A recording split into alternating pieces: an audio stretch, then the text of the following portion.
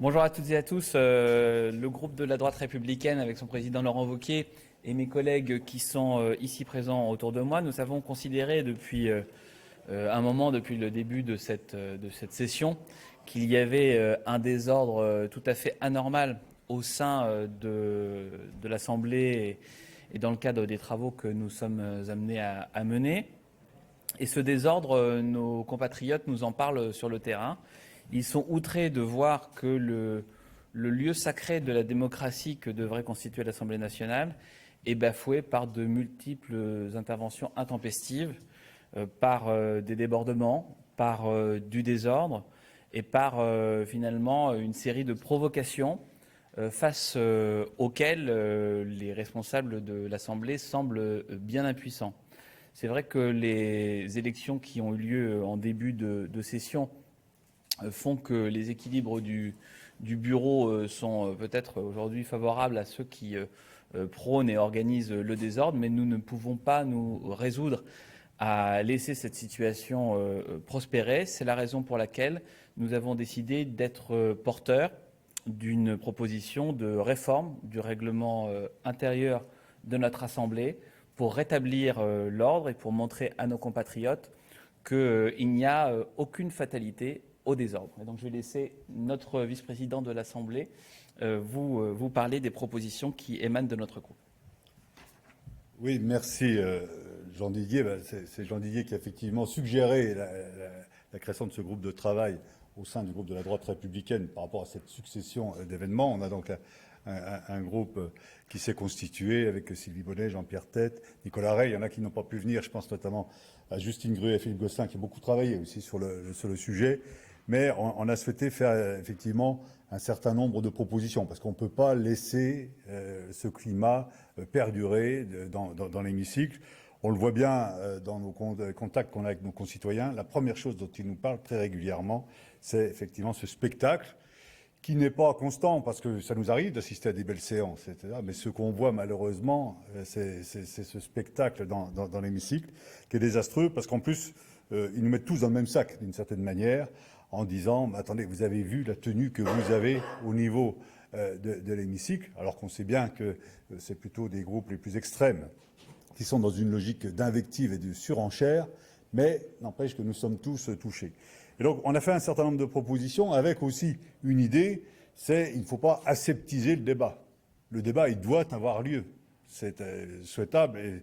Et bien sûr que dans cet hémicycle, il y a eu depuis des décennies des polémiques, des débats qui étaient vivants, qui étaient passionnés. Et ça, il ne faut surtout pas l'aseptiser, parce que la démocratie est là. D'un autre côté, il faut effectivement éviter les débordements.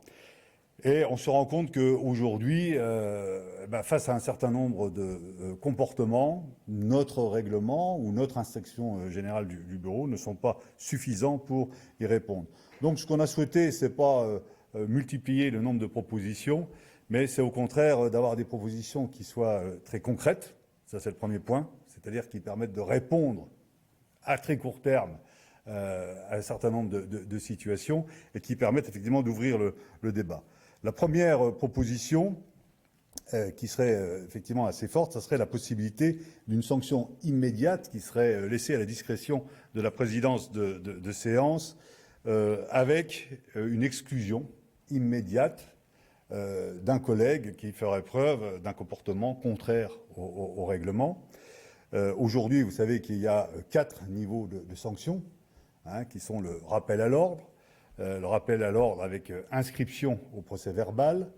Il y a aussi la censure et puis censure avec exclusion temporaire. Donc qui sont 4 degrés différents et à chaque fois avec des sanctions qui correspondent. Face à un comportement qui manifestement trouble le déroulement d'une séance, on va se retrouver à dire on renvoie ça au bureau. Et en fait, le bureau, il y en a un par mois, on attend, il y a la meilleure preuve, c'est qu'il y en avait un bureau cette semaine. On avait plusieurs incidents de séance qui ont été évoqués. On les a même pas évoqués un par un. Et finalement, pour ne prononcer aucune sanction.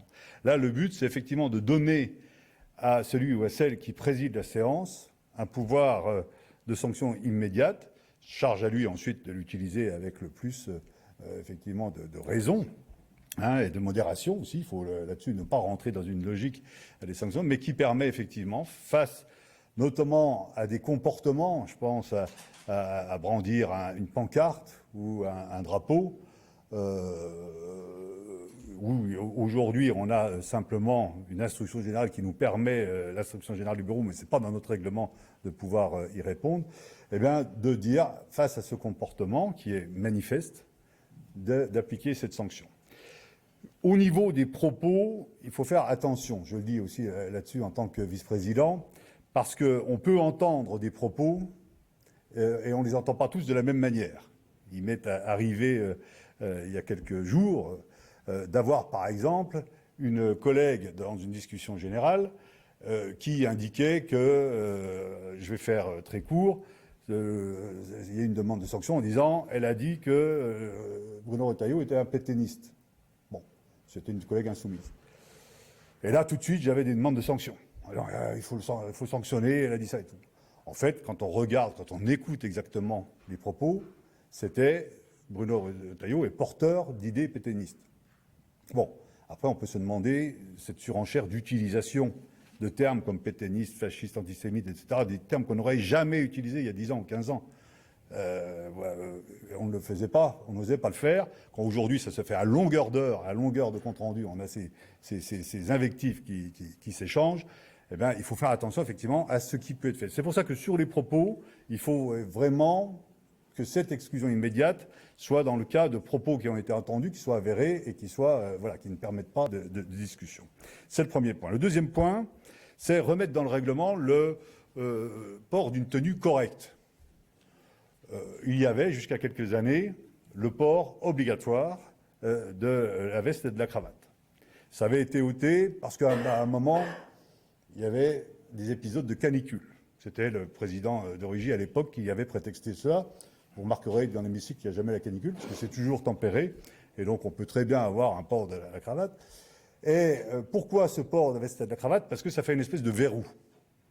Parce qu'effectivement, à partir du moment où vous portez obligatoirement une veste, une cravate, après ça, vous choisissez les couleurs, il n'y a aucun souci, mais ça vous oblige effectivement à avoir un comportement qui soit une tenue qui soit convenable et qu'on ne rentre pas dans ce laisser-aller qui, là aussi, n'est pas à la hauteur des lieux et qui choque bon nombre de nos concitoyens. Enfin, le troisième point, c'est effectivement de rappeler et d'inscrire dans le règlement, ce qui n'est pas le cas aujourd'hui, que notre mode d'expression, c'est une expression orale. Et donc, le port de drapeaux déployés, de panneaux qui pourraient être affichés, n'ont rien à faire dans l'hémicycle. Nous sommes là pour nous exprimer, la parole sert à ça, c'est là-dessus où les débats, encore une fois, peuvent être vivants et passionnés, mais que tout ce qui est ensuite de l'ordre d'affichage, ce n'est pas permis. Aujourd'hui, ce n'est pas inscrit dans notre règlement, mais nous souhaitons effectivement que ça soit inscrit dans le règlement. Donc voilà 3 points concrets qui visent effectivement à répondre concrètement, c'est-à-dire 1, possibilité pour la présidence de séance de prononcer une exclusion temporaire de 24 heures. 2, de remettre dans notre règlement le port d'une tenue correcte et respectueuse des institutions, avec donc port de la veste et de la cravate. Et troisièmement, de prévoir dans le règlement que les drapeaux et panneaux sont strictement interdits, que notre expression doit être uniquement orale. Voilà ce que je voulais dire. Je ne sais pas si mon collègue là-dessus souhaite compléter, puis après ça on pourra échanger si vous le souhaitez. Sylvie, Jean-Pierre, non, c'est bon. Bonjour, Stéphanie Despierres pour LCP. Est-ce que vous ne craignez pas qu'une sanction immédiate soit inconstitutionnelle ? Vous l'avez dit, c'est délicat parfois d'entendre sans recul, d'être bien sûr de ce qu'on a entendu quand on préside une séance. Et deuxièmement, comment vous pensez mettre en œuvre ces mesures-là ? Parce que vous le savez, pour faire une réforme du règlement, il faut la majorité dans l'hémicycle ou au bureau, et vous n'aurez ni l'un ni l'autre probablement. Alors, sur le premier point, on s'est inspiré du règlement du Parlement européen, qui prévoit déjà ce mécanisme d'exclusion temporaire. Alors, je ne pense pas que le règlement européen soit soumis à la constitutionnalité de la Constitution française, j'entends bien, mais enfin, en tout cas, c'est déjà un mécanisme qui existe et qui doit peut-être aussi exister dans d'autres démocraties. Donc, voilà, encore une fois, hein, c'est une sanction qui est possible et qui existe dans d'autres. On a bien regardé aussi la manière de le rédiger, que ça corresponde à ce qui existe aujourd'hui dans le règlement du Parlement européen. Ensuite, le fait qu'il soit approuvé, nous déjà, ce qu'on veut, c'est proposer et dire oui, est-ce qu'on va laisser sans rien faire, sans rien dire, ce spectacle lamentable? Est-ce qu'on va continuer? Nous disons au niveau de notre groupe, ce n'est plus possible. Voilà. Il y a effectivement une spirale qui dégrade vraiment l'image qu'a le Parlement, l'Assemblée nationale. On le constate. Notre devoir, c'est de réagir. Après, les autres groupes prendront leurs responsabilités. Rachel Garat du Monde, quand vous entendez exclusion temporaire, ça veut dire quoi? J'imagine que c'est pas 10 minutes au bord du terrain. C'est pour 24 heures. Parce qu'effectivement, on aurait pu considérer que c'était de la journée, mais le problème, c'est que si un incident arrive à 23h30, la sanction, entre guillemets, ne serait que de 30 minutes. Voilà. Et si ça a lieu, par contre, à la séance du matin à 9h30, là, ça serait... Voilà. Donc, pour avoir une égalité aussi de traitement, c'est pour une durée de 24 heures. C'est hémicycle seulement. Oui, Jean-Pierre, vas-y. Juste pour rebondir sur ce que... Bien au micro, là. Non, juste pour rebondir sur ce que les collègues ont dit. En fait, pourquoi on en est arrivé là? Vous qui êtes évidemment des gens initiés et qui suivez les débats notamment au Sénat et à l'Assemblée nationale, vous voyez bien qu'à l'Assemblée nationale, on a aujourd'hui un problème de comportement et de discipline. Et lorsqu'on est sur le terrain dans nos circonscriptions, l'ensemble de nos concitoyens, au-delà de leurs étiquettes politiques, nous parlent de cette problématique-là. Et nous qui allons beaucoup dans les lycées aussi ou dans les lieux d'enseignement pour parler de notre fonction, c'est des questions qu'on nous pose. On est aujourd'hui dans un cirque. LFI a totalement bordélisé l'Assemblée nationale, il faut dire les choses. On a vu des panneaux de la Palestine sortir, on a vu des insultes évidemment très fortes. Et je pense que notre devoir de parlementaire aujourd'hui, c'est de dire, et évidemment il faut que l'ensemble des parlementaires souscrivent à ça, en tout cas une majorité de l'Assemblée nationale, il faut qu'on redonne une dignité à cette fonction de député. Parce que c'est notre démocratie qui est en difficulté, en général, par rapport à des comportements inacceptables. Donc s'il y a une notion de carton jaune, de carton rouge, de sanctions de 24 heures, de s'habiller correctement, je suis désolé, moi quand je vois un collègue arriver en jogging et en basket, quelle que soit son étiquette, et en général c'est la même étiquette, ça me pose question sur le lieu historique dans lequel on évolue et où on doit ce respect-là en tant que concitoyen, que Français tout simplement, et que députés. Donc si on en arrive là, il faut aussi en connaître les raisons. Si on a travaillé sur ces sujets, et je pense qu'on peut aller au-delà de nos étiquettes politiques sur le sujet, pour comprendre que depuis cette mandature, en tout cas depuis celle de 2022 et l'arrivée de LFI dans cet hémicycle, eh bien, la bordélisation est là. Donc continuons-nous comme ça ou essayons collectivement de dire comportons-nous correctement, affirmons nos idées politiques, quelles qu'elles soient, de l'extrême gauche à l'extrême droite, mais dans le respect de chacune et chacun. Camille Malplat de l'AFP, c'est une proposition de résolution, c'est ça? Est-ce qu'elle a des chances d'être examinée en commission? Est-ce que vous avez déjà fait Effectivement, une réforme du règlement passe par une proposition de résolution. Donc, on va la faire co-signer par les collègues et ensuite la déposer. Et après, son avenir, mais encore une fois, ça sera aux autres groupes également de se positionner sur ce sujet. Et est-ce que vous pensez réellement que le port de la cravate empêchera les députés de... Non, c'est pas tout blanc, tout noir tout d'un coup. Si vous voulez, le problème, c'est que il y a un climat. Voilà, il y a un climat. La question du port de la cravate n'explique pas tous les débordements actuels. On sait que la situation politique aussi, l'arithmétique politique au sein de l'hémicycle, les événements, notamment le conflit israélo-palestinien, etc., créent des sujets de crispation aujourd'hui très forts, et où on voit que ça part des deux côtés. Mais tout ça, c'est un ensemble, encore une fois, et ce qu'il faut, c'est qu'on ait un socle commun que nous partagions tous les collègues. Et ce socle commun, il y a notamment un point, moi, qui me semble très important. Je ne dis pas ça parce que je suis actuellement vice-président, mais c'est le respect de la présidence. On ne remet pas en cause la présidence. Ça reste quelque chose de très important et qui est partagé. Je le dis d'autant plus qu'on a 2 collègues qui sont insoumises, on en a un qui est écolo, il y en a un qui est Ensemble pour la République, une autre Horizon, donc on est divers, on ne remet pas en cause la présidence. Ça reste encore un des points essentiels sur lesquels nous nous retrouvons. C'est l'esprit rugby, entre guillemets, vous voyez ce que je veux dire, c'est-à-dire l'arbitre, lui, on ne le bouscule pas, on respecte. Et ça, c'est quelque chose qu'on a encore entre nous. Il faut qu'on retrouve des points d'accord comme cela. Et nos propositions, c'est effectivement à la fois de gérer dans l'immédiateté, lorsqu'il y a des séances qui sont très difficiles, de donner à la présidence, non pas dire on verra plus tard au bureau, mais un pouvoir de réguler la séance avec la sanction, mais surtout d'une certaine manière la menace de la sanction. Parce que si vous voulez, le but, c'est comme un arbitre, je reprends cette image de sport, si vous mettez 10 cartons rouges qu'à la fin il y a la moitié des joueurs qui restent, on n'a rien gagné. Vous voyez ce que je veux dire ? La dissuasion nucléaire. C'est une forme de dissuasion. Et il faut qu'on ait des points d'accord, donc aussi, qui soient dans la durée, au-delà. Et les points d'accord dans la durée, c'est-à-dire, est-ce qu'on peut avoir des règles du jeu communes ? Quand on commence à intervenir, on dit Monsieur le Président ou Madame la Présidente. Voilà, c'est une règle du jeu. Est-ce que ça, pour l'instant, c'est toujours respecté. C'est des petites choses comme ça, vous voyez, et qui se limitent pas au port de la cravate, mais c'est ces règles du jeu.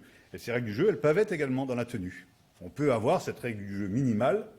Encore une fois, rien ne vous interdit d'avoir une couleur avec des Mickey dessus, du machin, ou enfin ce que vous voulez, peu importe. Voilà, et donc, est-ce qu'on est capable de retrouver ce socle commun ?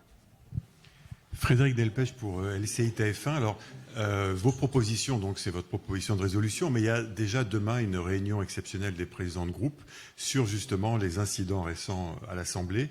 Est-ce que vous allez poser ces propositions dans cette réunion demain ?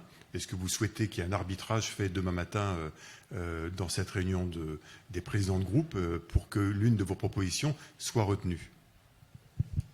Alors, à ma connaissance, la réunion ne porte pas que sur les incidents de séance. Elle était prévue antérieurement. Et en tout cas, la réunion du bureau, à laquelle je participais mercredi dernier, la présidente a dit « je vais rajouter à notre réunion qui est prévue le sujet des incidents de séance ». Donc, pour être exact, ce n'est pas une réunion qui est consacrée à ça.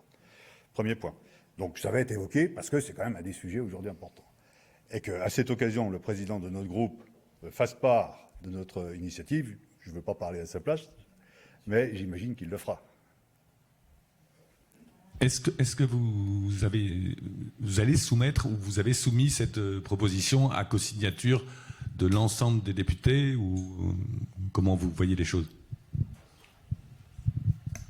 Pour l'instant, c'est une proposition de notre groupe, voilà, qui correspond aussi à une prise de position par rapport à la dégradation de la situation, où on veut le dire très clairement. Après, qu'elle soit, encore une fois, elle n'a pas pour but de rester uniquement dans notre groupe, qu'elle soit élargie. Soit, c'est effectivement, suite à la réunion de demain, il y a un accord qui se fait pour dire, bon, on pourrait étudier ces propositions. Peut-être qu'il y en a d'autres, d'ailleurs, hein, des propositions qui permettent de régler les choses. Et à ce moment-là, qu'on puisse élargir, il n'y a pas de souci. Mais enfin, pour l'instant, on n'en est pas à cette étape-là. Ce qui compte, c'est de faire ces propositions et que ce débat soit ouvert le plus largement. On les met sur la table et en souhaitant effectivement qu'elles puissent être reprises et adoptées. Merci.